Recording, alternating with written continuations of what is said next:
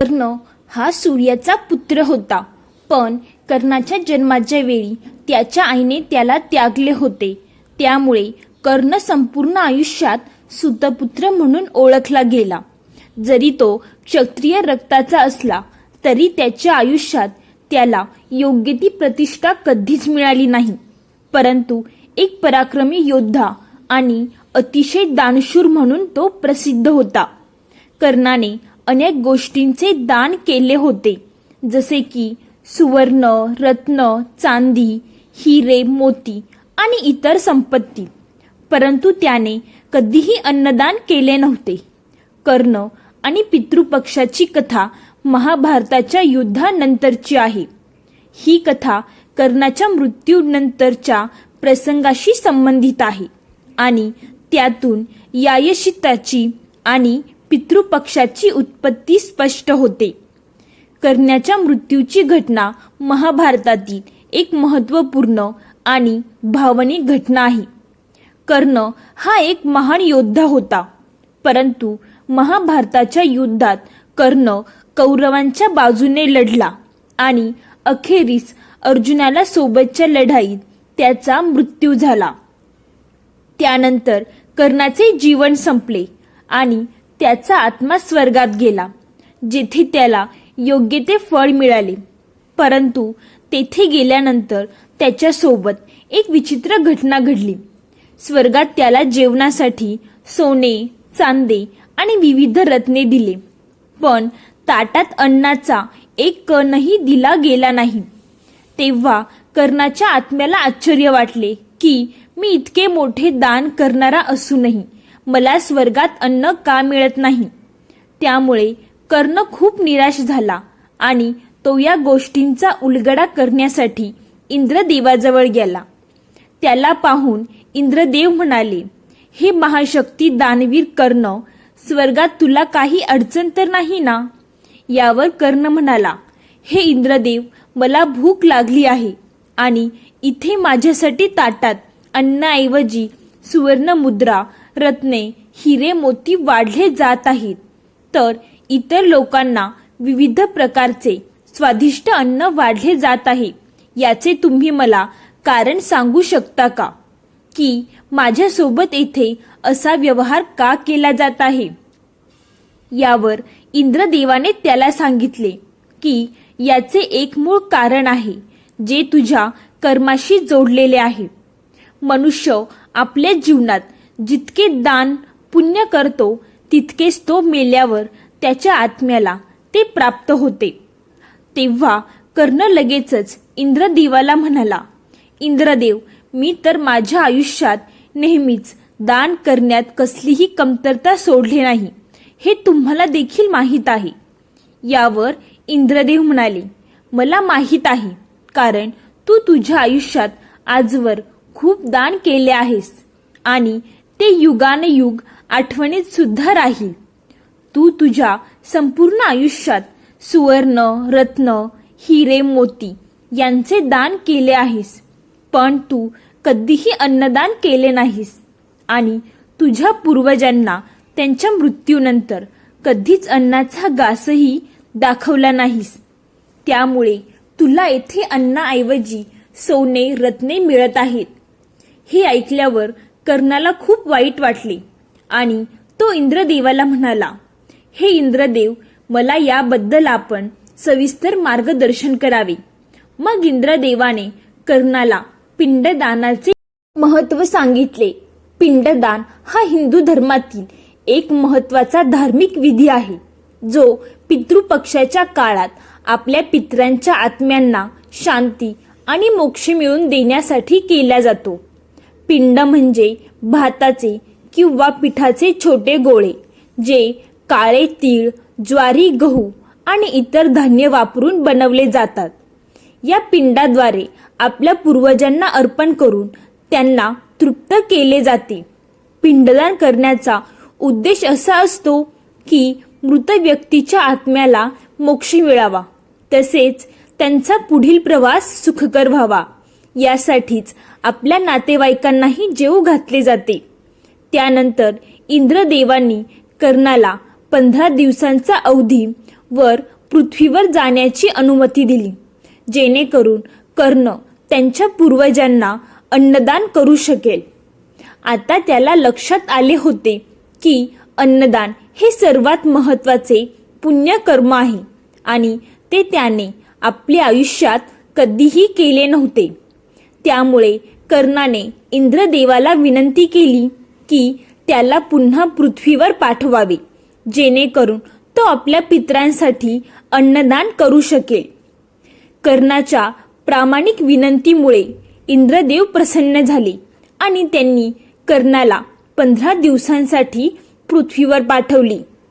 या काळात कर्णाने अत्यंत भक्तिभावाने आपल्या पितरांसाठी अन्नदान केले आणि श्राद्धविधी केले. त्यांच्या या अन्नदानामुळे त्याच्या पितरांची आत्म्याला तृप्ती मिळाली आणि त्यांचा आत्माही शांत झाला. कर्णाच्या याच कृतीनंतर पितृपक्षाची परंपरा सुरू झाली. पितृपक्षात 15 दिवसांच्या कालावधीत आपल्या पितरांना पिंडदान आणि अन्नदान, त्यासोबतच जल अर्पण करून त्यांना शांती दिली जाते. पितृपक्ष हा काळ पूर्वजांच्या आत्म्याच्या तृप्तीसाठी समर्पित असतो आणि त्या दरम्यान केलेले श्राद्धविधी हे अत्यंत पुण्यकारक मानले जाते. अशाच एका पौराणिक कथेनुसार आपण आणखी एक कथा पाहणार आहोत. एका गावात एक पोलीस पाटील राहत होते. त्याला 2 मुले होती. मोठ्या मुलाचे नाव चंद्रसेन होते, तर धाकट्याचे नाव धर्मसेन होते. पाटलांनी आपल्या दोन्ही मुलांची लग्न मोठ्या थाटामाटात केली होती. त्यामुळे त्याला आता कसलीही चिंता राहिली नव्हती. तो आपले जीवन भगवंताच्या स्तुतीमध्ये आरामात जगत होता. पण एके दिवशी अचानक त्याला हृदयविकाराचा तीव्र झटका आला आणि तो हे जग सोडून गेला आणि त्यामुळे त्याच्या कुटुंबावर शोककळा पसरली. त्यानंतर 3-4 महिने असेच निघून गेले आणि हळूहळू त्या दोन्ही भावांमध्ये संपत्तीवरून वाद निर्माण झाले. धर्मसेनच्या मोठ्या भावाची बायको जरा जास्तच लालची होती. तिला संपत्तीचा खूप लोभ होता. त्यामुळे ती त्या दोन्ही भावांमध्ये फूट पाडत होती आणि दोन्ही भावांना एकमेकांपासून वेगळे करत होती. त्यामुळे पाटलांचे घर आता मोठ्या भावाकडे म्हणजे चंद्रसेनकडे गेले होते. घर मोठ्या भावाकडे गेल्यामुळे धर्मसेन आणि त्याच्या बायकोने शेतात झोपडी बांधून राहण्याचा निर्णय घेतला. त्या दोघांनी शेतात असणाऱ्या मोठ्या फणसाच्या झाडाखाली एक झोपडी बांधून दोघेही नवरा बायको त्या झोपडीमध्ये राहू लागले. तर चंद्रसेनकडे आता मोठा वाडा आणि अनेक कारभार धनसंपत्ती होती, परंतु त्याला आपले धार्मिक कर्तव्य पार पाडणे महत्त्वाचे वाटत नव्हते. तर धर्मसेन हा गरीब आणि साधा होता. त्याच्याकडे फार संपत्ती नव्हती, पण त्याच्या हृदयात मोठी दया भावना आणि करुणा होती. आता बघता बघता त्याच्या वडिलांच्या मृत्यूला 1 वर्ष पूर्ण होत आले होते आणि पितृपक्षाचे दिवस चालू झाले होते. तेव्हा चंद्रसेनची बायको त्याला म्हणाली, तुमच्या बाबांचे आपण पित्र जेवायला घालू, मग माझ्या माहेरचे लोकही येतील आणि काही इतर नातेवाईक देखील येतील. त्यामुळे ते आपली संपत्ती पाहून आपल्यावर खुश होतील. यावर तिचा नवरा चंद्रसेन म्हणाला, कशाला उगीच खर्च करायचा, नाहीतरी सर्वांनाच माहीत आहे की आपल्याकडे किती संपत्ती आहे.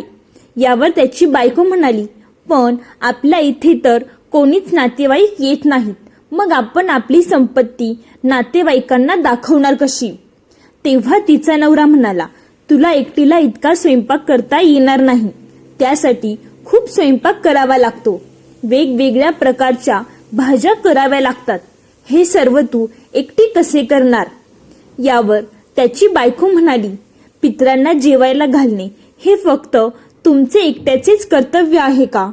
तुमच्या भावाच्या बायकोला मी मदतीला बोलून घेते, तुम्ही त्याची काळजी करू नका. ही गोष्ट चंद्रसेनला पटली आणि ते दोघे नवरा बायको धर्मसेनच्या घरी गेले आणि त्यांना दुसऱ्या दिवशी पित्राला येण्याचे सांगून आले. त्यानंतर चंद्रसेन आपल्या सासूरवाडीतील लोकांना पित्राचे आमंत्रण देऊन आला. मग दुसऱ्या दिवशी धर्मसेनची बायको पहाटे स्वयंपाक करण्यासाठी आपल्या जावेच्या घरी आली आणि 11 वाजेपर्यंत तिने संपूर्ण पित्राचा स्वयंपाक तयार केला. मग तिच्या जावेच्या माहेरची लोक आली तेव्हा धर्मसेनची बायको आपल्या घराकडे परत निघाली. पण तिला सुद्धा पित्रांचा स्वयंपाक करायचा होता. ती जायला निघाली तेव्हा जाताना तिला कोणीही अडवले नाही. पण घरी गेल्यावर तिने पाहिले की घरात कुठलेही सामान नाही. मग तिने आपल्या नवऱ्याला दूध आणि तांदूळ आणण्यासाठी सांगितले. त्यानंतर धर्मसेनच्या बायकोने दुधापासून खीर बनवली आणि तांदळाचा पिंडदान करण्यासाठी भात शिजवला. तिकडे जेव्हा जेवणाची वेळ झाली तेव्हा चंद्रसेनच्या घरी त्यांचे पित्र आले आणि पित्रांनी पाहिले की चंद्रसेनच्या सासरवाडीतील लोक मस्त जेवणाचा आस्वाद घेत होते. पण घरातील मृत व्यक्तीला ना कुठल्याच प्रकारच्या फोटोला हार होता ना पिंडदान केले होते. कावळ्याला सुद्धा नैवेद्य दाखवला नव्हता. ते पाहून पितर नाराज झाले आणि तेथून ते धर्मसेनच्या घरी आले. तेथे त्यांना त्यांच्या मनासारखे जेवण मिळाले नाही. पण खीर आणि पिंडदान केल्यामुळे ते धर्मसेनवर प्रसन्न झाले. त्यानंतर सर्व पित्र वरती एका ठिकाणी भेटले आणि ते एकमेकांना विचारू लागले की आपल्या वंशाकडे काय भोजन केले. तेव्हा धर्मसेन आणि चंद्रसेनच्या पूर्वजांनी आपल्यावर आलेला प्रसंग सांगितला. मग त्या लोकांनी धर्मसेन आणि चंद्रसेनच्या पूर्वजांना सांगितले की जर धर्मसेनच्या घरी संपत्ती असती तर तुम्हाला मनासारखे जेवण मिळाले असते आणि हा प्रसंग तुमच्यावर आला नसता. यावर धर्मसेन आणि चंद्रसेनच्या पूर्वजांनी धर्मसेनच्या घरी धनधान्य लाभावे, सुख समृद्धी नांदावी असा आशीर्वाद दिला. त्यामुळे धर्मसेन आणि त्याची बायको जेवत असताना अचानक त्यांच्या समोर जमिनीतून एक सोन्या नाण्याने भरलेली घागर वर आली. ते पाहून त्या दोन्ही नवरा बायकोंना खूप आनंद झाला.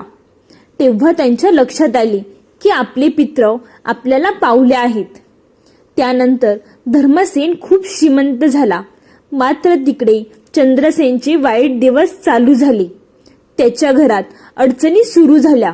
व्यवहारात तोटा होऊ लागला आणि त्याचे कुटुंब संकटात आले. त्याने अनेक उपाय केले पण काहीही सुधारणा झाली नाही. हळूहळू त्याची सर्व संपत्ती निघून गेली आणि ते पूर्णपणे कर्जात बुडाले. जेव्हा पुढच्या वर्षी पितृपक्ष चालू झाले तेव्हा धर्मसेन आणि त्याच्या बायकोने आपल्या पूर्वजांचे खूप मोठे पित्र घातले आणि त्यात आपला भाऊ आणि वहिनीला ही सहभागी करून घेतले आणि आपल्या पूर्वजांना संतुष्ट केले. मग त्यांच्या पुढील वर्षी धर्मसेन आणि त्याच्या बायकोने आपल्या मोठ्या भावाला आणि त्याच्या बायकोलाही पितरांचे श्राद्धविधी कसे करायचे हे देखील शिकवले. आपल्या भावाच्या मार्गदर्शनाखाली चंद्रसेन आणि त्याच्या बायकोने विधिवत पूर्ण आपल्या पूर्वजांचे पित्र घातले. त्यानंतर हळूहळू त्यांच्या जीवनात सकारात्मक बदल घडू लागले. त्यांच्यासोबत त्यांच्या व्यवहारात त्यांना आता हळूहळू नफा होण्यास सुरुवात झाली आणि त्यांच्या कुटुंबातील सर्व समस्या दूर होऊ लागल्या. तेव्हा त्या नवरा बायकोला समजले की पितरांचे आशीर्वाद आणि धर्म पाळण्याच्या गोष्टींना किती महत्त्व असते. ही कथा आपल्याला सांगते की संपत्ती आणि ऐश्वर्य महत्त्वाचे असले तरी धार्मिक कर्तव्य आणि आपल्या पितरांचे आशीर्वाद मिळवणे हे अधिक महत्त्वाचे आहे. गरिबी असली तरी योग्य मार्गाने वागणे आणि दुसऱ्यांना मदत करणे हे जास्त मूल्यवान आहे. पितृपक्ष हिंदू धर्मातील एक विशेष कालावधी आहे. जो आपल्या पूर्वजांना श्रद्धांजली अर्पण करण्यासाठी समर्पित असतो. हा काळ भाद्रपद महिन्याच्या शुक्ल पक्षाच्या पौर्णिमेपासून सुरू होतो आणि आश्विन महिन्याच्या कृष्ण पक्षाच्या अमावस्येपर्यंत चालतो. साधारणपणे पितृपक्ष 15 दिवसांचा असतो. या काळात लोक आपले पित्र म्हणजेच पूर्वजांसाठी श्राद्ध, दर्पण आणि पिंडदान करतात. मनुष्य जेव्हा देह त्याग करतो तेव्हा त्याच्या आत्म्याला त्यांनी केलेल्या कर्मानुसारच नवीन जीवन प्राप्त होते किंवा मोक्षप्राप्तीचा मार्ग भेटतो. ह्या कथेद्वारे शिकवले जाते की अन्नदान हे किती महत्त्वाचे दान आहे, कारण ते आत्म्यांच्या तृप्तीसाठी आवश्यक असते. पितृपक्षाच्या काळात पूर्वजांच्या आत्म्यांना शांती मिळवून देणे, त्यांच्यासाठी तर्पण, अन्नदान करणे हे प्रत्येकाचे कर्तव्य आहे. यामुळे पितरांचे आपल्याला आशीर्वाद मिळतात आणि कुटुंबात सुख शांती नांदते. तर मित्रांनो, पितृपक्ष आणि त्या संबंधित पौराणिक कथा आम्ही तुम्हाला थोडक्यात सांगण्याचा प्रयत्न केला. ही कथा तुम्हाला कशी वाटली हे कमेंट करून नक्की सांगा. आणि व्हिडिओ आवडला असेल तर व्हिडिओला लाईक करून चॅनेलला सबस्क्राईब करून कमेंटमध्ये श्री स्वामी समर्थ लिहायला विसरू नका. धन्यवाद मित्रांनो. बोला श्री स्वामी समर्थ.